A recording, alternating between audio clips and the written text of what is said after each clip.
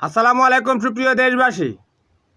ভারতীয় হাসিনার বায়ুসেনা সাবেক স্বরাষ্ট্রমন্ত্রী আসাদুজ্জামান খান কামাল বলেছে, সেনাবাহিনী যদি একটা ধমক দিত তাহলে ছাত্র জনতা ঘরে ঢুকে যেত। আসলে কি কথাটি সত্যি? মোটেই সত্যি নয়। সেনাবাহিনী যেখানেই ধমক দিয়েছে সেই দেশই ধ্বংস হয়েছে। আপনারা জানেন, সিরিয়ার বাশার আল আসাদ সেনাবাহিনী বাশার আল আসাদের পক্ষ নিয়ে জনতার সাথে লড়াই করেছিল।